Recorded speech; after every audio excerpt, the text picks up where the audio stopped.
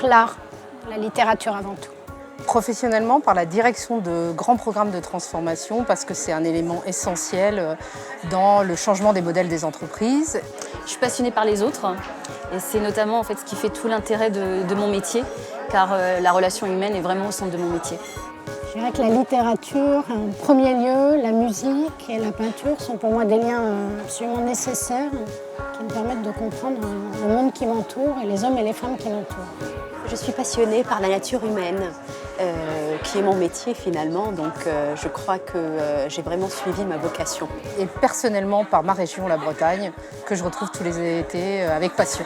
Je suis passionnée par les voyages. J'aime bien découvrir la culture des personnes, mais vraiment aussi la vie quotidienne en fait sur place des gens, savoir au quotidien comment ils vivent.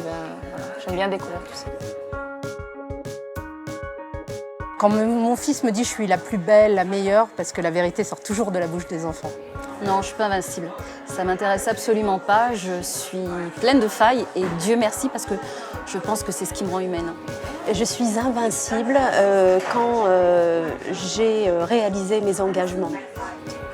Je me déguise. Et quand je suis allée au bout de mes idées, de mes projets. Et quand je suis soutenue par les miens, quand je suis avec les gens que j'aime. J'adore tout ce qui est princesse Disney, super-héros et j'ai réussi à accommoder ça à mon travail en fait où j'ai des robes très classiques, très professionnelles et je peux mettre un jupon dessus, du coup ça fait très humble, ça fait très robe de princesse. Et je suis invincible quand je défends des valeurs qui sont les miennes.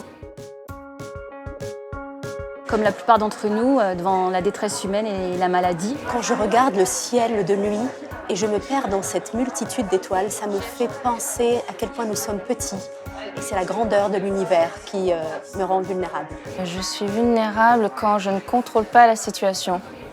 Et puis sinon, de manière beaucoup plus légère, je suis très vulnérable devant une part de tarte tatin et devant une tablette de chocolat à noisettes.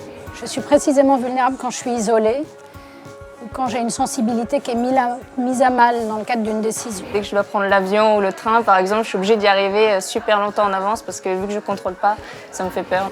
Je suis vulnérable comme Wonder Woman, formidable au travail, humaine dans la vraie vie. Lorsque je sors du cadre, lorsque je suis originale et que je trouve des solutions adaptées aux problématiques ponctuelles que l'on rencontre. Ça me comble de joie, vraiment. Je danse du Lindy Hop, ça se danse en fait sur de la musique swing et du coup voilà, c'est des pas de danse qui sont vraiment, qui collent vraiment à la musique swing. Donc la musique swing me donne vraiment la joie, le sourire, etc. Et la danse en même temps est tellement belle que voilà. Alors je suis heureuse lorsque je gagne un projet en équipe, lorsqu'on a tous joué ensemble le jeu en équipe et qu'on décroche l'affaire, ça me procure vraiment une vraie joie. Je suis heureuse lorsque je suis en pleine nature, quand je m'évade à la campagne, quand je ris avec ma fille. Je suis heureuse lorsque, à la fin d'un projet, mes clients viennent me féliciter et me disent qu'ils n'auraient pas atteint le même résultat sans moi. Et puis sinon je suis heureuse aussi le matin, quand je vois les écureuils passer sur le câble électrique devant chez moi. Le matin au réveil, quand je vois la mer en Bretagne sur les côtes d'Armor, je suis heureuse. Capitaine. Eh bien, si j'étais un homme, je serais celui qui s'est affranchi du genre et qui aurait mis aussi bien sa virilité que sa féminité au service de son bien-être. Non, je dirais que je serais n'importe quel homme en fait, je voudrais juste avoir leur insouciance. Je serais cet homme qui sait s'appuyer sur les femmes, sur leurs qualités, mais au fond, je serais mon mari parce qu'il est tombé amoureux de moi. Alors là, j'ai pas très envie d'être un homme, mais si j'étais un homme, je serais un humaniste érudit comme Théodore Monod.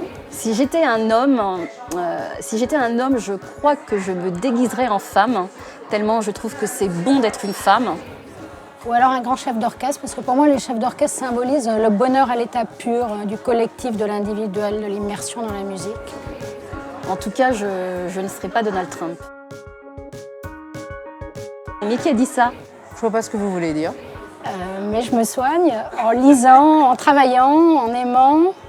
Puis je suis humaine, exigeante et généreuse. Je suis imparfaite